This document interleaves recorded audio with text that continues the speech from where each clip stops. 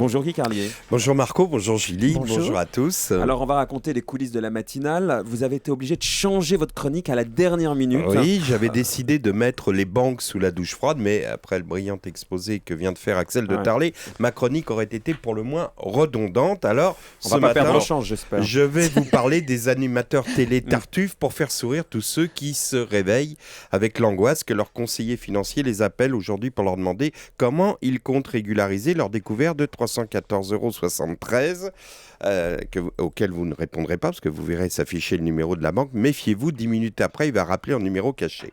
Donc aujourd'hui, je vous parlerai de ceux qui n'ont pas de problème de découvert. Je veux parler des animateurs télé qui, en ces temps-ci, ont bien des malheurs à cause de vous, les téléspectateurs.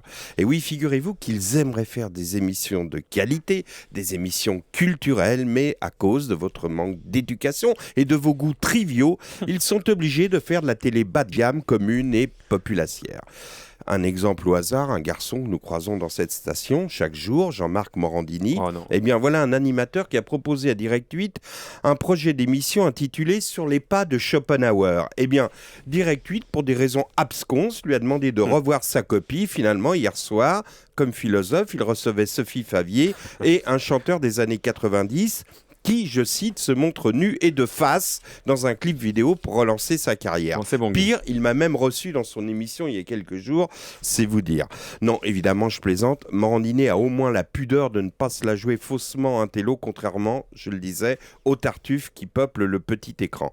Un exemple au hasard, Guillaume Durand, vous vous souvenez que ce dernier a écrit il y a quelques jours une tribune dans Le Monde intitulée « Halte au populisme » pour demander à Michel Drucker de recevoir dans le canapé rouge de son émission des peintres contemporains, des architectes conceptuels et des spécialistes du haïku, ces poèmes japonais, composés de 3 vers de 7 syllabes.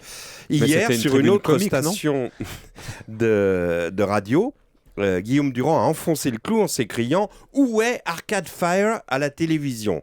Bon, vous avez compris que ça, c'est pour faire jeune. Arcade Fire est à son cerveau ce que son Régé Color est à ses cheveux, c'est-à-dire un truc destiné à faire oublier qu'il a l'âge d'aimer la croisière. Salut les copains. Mais évidemment, Guillaume Durand n'allait pas s'écrier « Où est Franck Alamo à la télévision ?» J'attendais donc avec impatience de voir quel allait être l'invité de sa première émission hier soir. Allait-on découvrir un compositeur de musique de décaphonique, un cinéaste albanais ayant passé des années en prison pour un film intitulé « Tirana, oh ma douleur » ou un chanteur engagé au texte hermétique? Eh bien, on n'a pas été déçus, car figurez-vous que son premier invité était Patrick Bruel. Tout ce cinéma pour finir par inviter Bruel, comme tout le monde. Marqué dans un certain sens, Bruel a des textes de chansons hermétiques, mais quand même. Tout ça est de votre faute, vous les téléspectateurs. Prenez le grand journal de Canal+, soyez chercher Ali Badou à France Culture. Voilà un type qui lisait Spinoza dans le texte, et maintenant, il minaude devant Maria Carey. Eh bien, c'est de votre faute. Tout comme c'est de votre faute si Delarue s'en met plein le nez. La preuve, dans sa pseudo-confession spontanée, écrite par son conseiller Image, il y a une phrase qui est un peu passée inaperçue sur les raisons qui lui ont fait prendre de la coke. Écoutez bien. J'ai essayé de parler sans réfléchir. Toutes les histoires que je reçois de mes invités, je les prends parfois un peu dans la poire. Et voilà, c'est de votre faute.